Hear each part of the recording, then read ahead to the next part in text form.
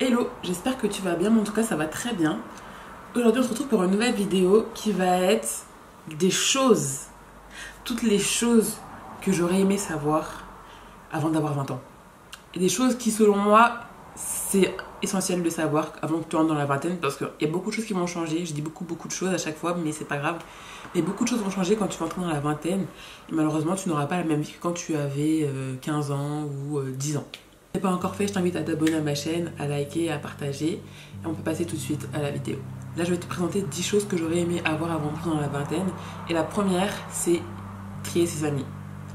Parce que quand t'es au lycée, quand t'es au collège, tu te dis ouais, je suis amie avec tout le monde. C'est un peu le monde des bisounours, tu vois. Tu te dis ouais, tout le monde est gentil, tout le monde est sympa.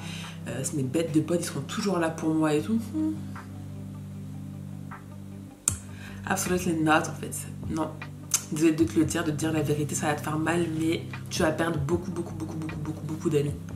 Moi, tous mes potes que j'avais en primaire, je parle quasiment à plus personne.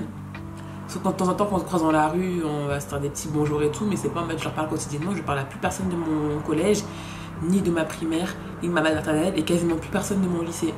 Juste 2 personnes de mon lycée et de mon DUT, quelques-unes aussi, mais sinon je parle à plus personne de mon collège, lycée, primaire. Après, il y en a beaucoup qui arrivent à tenir leurs amitiés, donc bravo à eux, mais sache, prépare-toi à ce que tu puisses potentiellement perdre beaucoup de tes amis.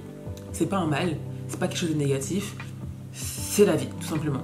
Deuxième chose que j'aurais aimé savoir avant d'entrer dans la vingtaine, c'est que je vais me poser beaucoup de questions et me remettre souvent en question. C'est vrai que c'est un peu l'âge où en fait tu te cherches. Parce que le lycée encore, tu sais que t'as encore les études, tu vois, tu dois aller jusqu'à ton bac, du coup c'est encore entre guillemets assez carré, assez prédéfini. Alors que quand t'arrives dans la vingtaine, il faut que tu trouves les études que tu veux faire, savoir si c'est ce que tu vas faire de toute ta vie. Finalement, si ça te plaît, si ça ne te plaît pas, qu'est-ce que tu vas faire plus tard, est-ce que tu es obligé de faire ces études-là, qu'est-ce qui va arriver à mes 25 ans, est-ce que je vais être mariée, est-ce que je vais avoir des enfants, ou est-ce que je vais être encore dans les études, enfin, est-ce que je fais le bon choix, est-ce que je suis dans la bonne direction, est-ce que c'est pas une erreur ce que je fais. Tu vas beaucoup te remettre en question. Et ça, c'est normal. Moi, j'avoue, je me la mets encore toujours. Mais après, j'ai 23 ans et ma vie n'est pas aussi simple que ça. Donc, c'est normal que je me remette un peu en question. Mais tu vas beaucoup te remettre en question. Même que ce soit, par exemple, imaginons, je sais pas, tu vas postuler pour une alternance. Voilà, tu postules pour une alternance dans un domaine que, entre guillemets, tu gères plutôt bien. Ce moment-là, crois-moi, tu vas jamais autant te remettre en question que dans toute ta vie. Mais vraiment, la recherche d'alternance, c'est quelque chose. Comme ça, j'en parlerai dans une autre vidéo parce que c'est un peu abusé. Troisième chose que j'aurais aimé savoir avant d'avoir 20 ans, c'est de faire des économies. Au lieu de dépenser mon argent dans la nourriture, le midi, au lieu d'aller au lycée avec ma mère à me payer la cantine, j'aurais dû économiser et garder cet argent pour faire des grandes choses, investir ou juste économiser en fait et pas de flamber mon argent parce que l'argent c'est quand même important, c'est un point important. Si jamais tu as des projets, je sais pas, même des projets de voyage ou d'acheter des trucs essentiels ou même des trucs pour faire plaisir, mais c'est vrai que je regrette d'avoir autant dépenser mon argent dans les banalités, vraiment des trucs cons, hein. C'est pas comme si c'était des grosses pièces par exemple, je sais pas, genre un beau trench Burberry ou un truc comme ça.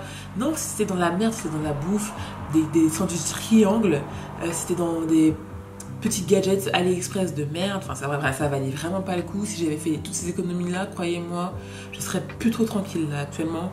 Donc franchement je regrette et c'est un truc que si je pouvais revenir en arrière je le referais. Et au lieu de faire ça, j'aurais pu faire des voyages, m'enrichir culturellement parlant, ou même investir dans mes projets d'écriture ou des trucs comme ça. Vraiment, je regrette.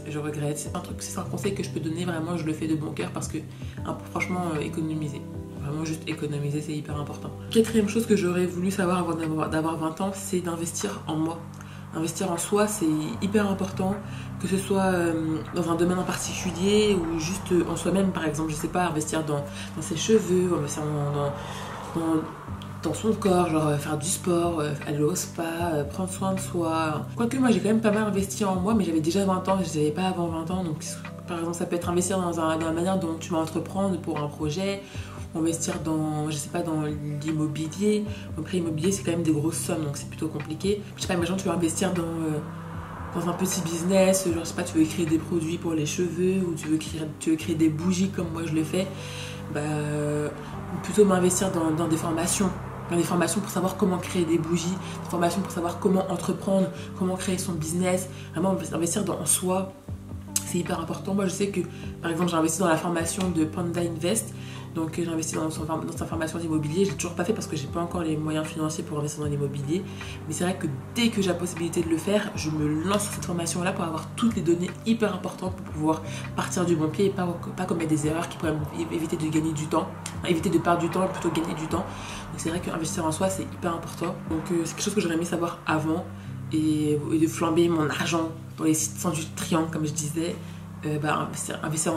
flamber mon argent dans des formations qui pourraient m'enrichir culturellement, me développer moi-même et me dépasser. Vraiment aller toujours plus loin, toujours plus haut, toujours plus fort. Ouais, cinquième chose, ça c'est un peu compliqué, ouais, mais c'est quelque chose que j'aurais aimé savoir, c'est apprendre à me développer seule. Parce que c'est vrai que je suis pas dépendante de mes amis, pas du tout. Mais je suis très dépendante de ma famille. Et c'est vrai que du coup, c'est compliqué d'apprendre à se développer tout seul. Pourtant, je suis introvertie, hein, j'aime bien être dans mon monde, mais c'est vrai que j'ai une certaine dépendance avec ma famille. Et notamment ma maman, qui est partie il y a peu. Et je me rends compte que j'étais très dépendante d'elle. Mais extrêmement dépendante d'elle. Et du coup, devoir apprendre à me développer seule, c'est compliqué. Donc, faut pas que je me mette à pleurer. Dépendante, entre guillemets, d'elle, émotionnellement parlant. Et je pense que c'est plusieurs, parce que financièrement parlant, j'étais pas forcément dépendante d'elle. Pas du tout, enfin quasiment pas. Mais émotionnellement parlant, j'étais très dépendante d'elle. Et je le suis encore, hein. Je le suis encore. Et c'est vrai que du coup, là, je dois me découvrir à travers Jennifer et plus à travers la Jennifer, la fille de Colombe. C'est pas facile. Ça demande de l'énergie, puisque je dois aussi également apprendre à faire le deuil et aussi apprendre à me développer toute seule. C'est pas évident. Chose que j'aurais aimé savoir, après, bon, je pouvais pas savoir que ma mère allait mourir aussitôt. Mais c'est quelque chose que j'aurais aimé savoir si j'avais su. Sixième chose que j'aurais aimé savoir avant d'avoir 20 ans, c'est que j'apprenne à lâcher prise. Que j'arrête de me mettre la pression pour tout. Surtout au niveau de mes projets, au niveau du succès, entre guillemets. Parce que franchement, déjà, c'est épuisant. Vraiment, c'est épuisant mentalement. Toujours tu penses, tu te remets en question. Ça rejoint l'autre point, le point numéro 2. Mais toujours là, à réfléchir, à se dire... faut que je fasse ci parce que sinon ça va être comme ça, ou plutôt comme ci parce que sinon ça va être comme ça. En fait, là, vis ta vie, en fait. T'es encore jeune, vis ta vie de jeune, en fait. Faut que t'arrêtes de penser à l'avenir. T'as que 23 ans maintenant. Calme, en fait. Doucement. Respire. Profite de ta jeunesse parce que la vie va tellement vite. La vie est trop courte. Donc arrête de te mettre la pression. Arrête de te mettre la pression pour les études. À te mettre la pression en te disant ouais, j'ai peut-être pas choisi la bonne voie, j'ai perdu du temps, j'ai perdu 1 an de ma vie à faire du développement web alors que c'était pas pour moi, j'ai perdu 2 ans de ma vie à faire un master communication alors que je pourrais le faire de moi-même tout seul. Arrête, respire, calme, t'es jeune, encore à 30 ans t'es encore jeune, à 35 ans t'es encore jeune en fait. Dose, respire, profite de ta vie, voyage, tu veux voyager, fais une année sabbatique, si t'as envie de faire une année sabbatique, moi j'en ai fait une, c'était la meilleure chose que j'ai faite dans ma vie. Je regrette pas du tout, parce qu'en plus ça m'a permis de passer du temps avec ma maman. En fait, je me dis, en vrai, si j'avais fait autre chose à ce moment-là, j'aurais peut-être perdu une année avec elle. Là, j'ai quand même pu profiter d'elle, tu vois. J'ai pu voyager, j'ai pu travailler sur mes projets d'écriture, j'ai pu ouvrir ma boutique en ligne de bougies, j'ai pu faire plein de trucs. Et c'est des choses que j'aurais jamais pu faire si j'avais pas fait cette année sabbatique-là. Donc, calme. Si jamais t'es dans l'optique de faire une année sabbatique, fais-le. Genre vraiment, réfléchis pas, fonce. Juste fonce. Juste que tu as un projet derrière, parce que pour moi ça sert à rien de faire une année sabbatique si c'est pour traîner derrière ton ordinateur à rien faire. Si tu as un projet, arrête-toi, juste pour 1 an, tu gardes ton statut d'étudiant et tu fonces, tu fais ta vie, tu fais ce que tu as envie de faire et tu regretteras pas, je te jure, même si c'est un échec au final, tu regretteras pas de l'avoir fait, je te promets. Je te jure que c'est vraiment la meilleure chose que j'ai faite et je suis trop contente de l'avoir fait. Et même au niveau des réseaux sociaux, je me mets grave la pression, il faut que j'arrête, genre, Jennifer. Ça arrivera quand ça arrivera ou ça arrivera pas si ça ne doit pas arriver, c'est Dieu qui sait. C'est Dieu qui sait si c'est la bonne chose pour toi ou pas. Juste fais. Si tu as envie de le faire, continue de le faire, fais-le. Si tu n'as plus envie d'arrêter, arrête, mais arrête de te mettre la pression. Parce qu'il y a beaucoup de gens qui sont comme toi, on est tous dans le même bateau. Souffle.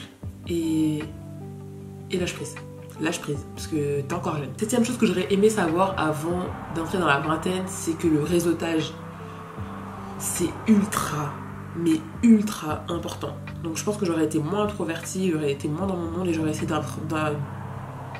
me créer un réseau. Parce que je suis sûre que le nombre de choses qui me sont passées sous le nez, juste parce que je n'avais pas le réseau, je ne peux pas le compter, j'en suis persuadée. C'est vrai que j'ai du mal avec les interactions sociales, j'ai du mal avec le réseautage. Je suis quelqu'un de sociable, mais j'ai du mal à garder des liens, à créer des liens. Donc après ça, c'est moi. En fait, c'est moi, au bout d'un moment, je peux essayer de changer, mais si j'arrive pas à changer, c'est que juste que c'est dans ma personnalité, il faut arrêter de forcer. Mais c'est vrai que le réseautage, c'est ultra important. Mais sinon, tu peux avoir une opportunité de malade juste grâce à une connaissance que tu as croisée, genre, je sais pas, une fois, tu vois. Et même au niveau des écoles, si j'avais fait une meilleure école, je pense que j'aurais pu avoir de meilleures alternances. Ou je ne dis pas que mes alternances ont été nulles, loin de là, mais j'aurais peut-être pu travailler dans de grandes boîtes, intégrer de grandes boîtes et du coup me faire un réseau dans ces grandes boîtes pour avoir, je sais pas, au final avoir l'objectif que je veux. Donc vraiment, c'est quelque chose qui est ultra important, le réseautage, je vous en supplie. Si vous pouvez vous créer un réseau dès le début, pensez pas. Moi, je pense que en vrai, même si les grandes écoles ne valent pas forcément les publics ou autres, c'est pareil. En vrai, tu ne payes pas pour l'école, tu payes pour le réseau que tu te fais au sein de l'école. Et c'est plus dur pour quelqu'un qui sort du public de se faire un réseau dans les grandes enseignes que pour une personne qui a fait une grande école. Même si j'avais pu faire le lycée dans le privé, je me dis, ok, je suis entourée de personnes entre guillemets aisées, parce qu'elles ont le moyen de se payer une école privée, et du coup, baigner dans cette atmosphère-là, du coup, connaître plus de gens dans le monde, vous voyez ce que je veux dire, tout est une question de réseau. Donc moi, franchement, si un jour j'ai un enfant, je ne sais pas, j'ai pas envie, mais peut-être qu'un jour j'aurai un gosse, je sais que je le mettrai dans le privé. Parce que le réseau, ça n'a pas de prix. Le réseau, ça n'a pas de prix. Vous cherchez une école après le bac, moi je vous conseille vraiment le privé. Mais une école un peu, entre guillemets, renommée, parce que malheureusement, dans le système français, ils n'aiment pas trop laisser ta chance quand tu n'as pas de grandes écoles ou que tu n'as pas un CV comme ça, alors que tu n'as que même pas un an d'expérience et que tu es junior. Si tu peux avoir au moins la renommée de l'école, c'est déjà ça. Le réseautage ne s'arrête pas qu'à l'école, ça va aussi dans les projets personnel ou professionnel que tu veux mettre en place, donc par exemple, je sais pas, YouTube ou autre, et dans l'écriture aussi, ou dans la lecture, je ne sais pas, et mais également dans le monde du travail. Le nombre de postes que ma soeur elle a eu grâce à ses babysitting, de stages, d'alternance, le réseau c'est trop important. Après, derrière, elle était compétente, donc tu vois, elle a le mérite d'avoir le réseau, mais aussi d'avoir la compétence derrière. La même chose que j'aurais aimé savoir avant d'avoir 20 ans, c'est qu'en fait, c'est vraiment l'âge parfait pour expérimenter, donc pour faire des erreurs, pour avoir des réussites, pour faire face à des échecs. C'est vraiment là, la vingtaine, c'est vraiment une mine d'or pour vraiment faire toutes les expériences possibles.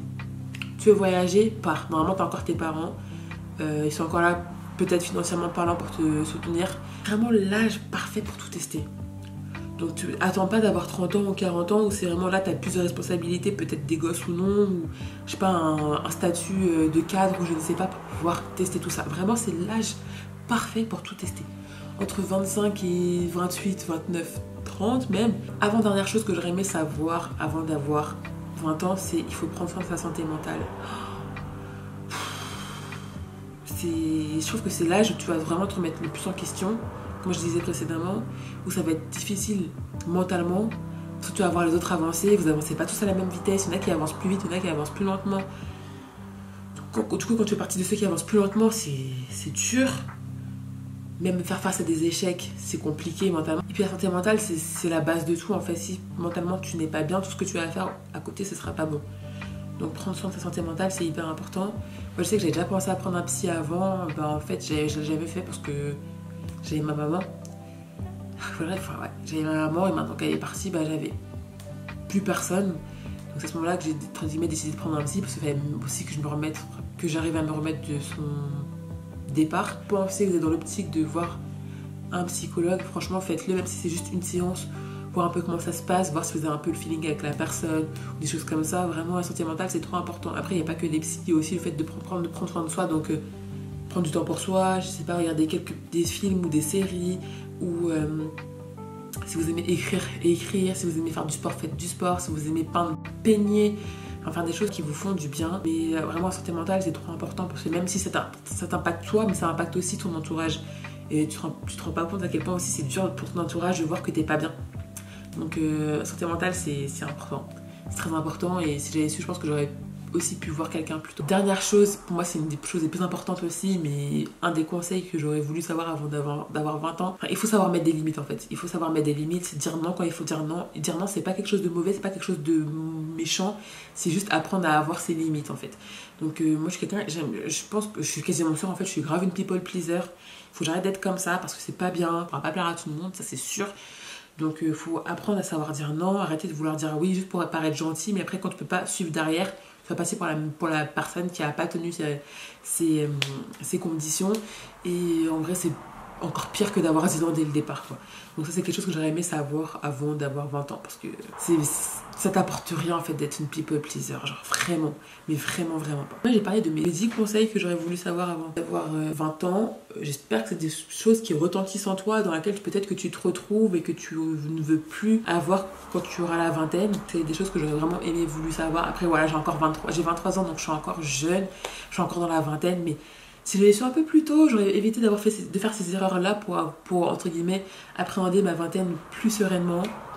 Donc j'espère que ces petites choses, ces petits conseils vont t'aider. Toi, si jamais tu as la vingtaine, quels sont les conseils que tu aurais voulu avoir avant d'avoir la vingtaine? Et si jamais tu es dans la vingtaine, quelles choses tu ne veux pas dans ma liste faire? Plus, n'hésite pas à t'abonner, à liker, à partager de nouveau. Ça me ferait très plaisir et c'est hyper bon pour le référencement. Et je te fais des gros bisous. À très bientôt pour une nouvelle vidéo. Ciao!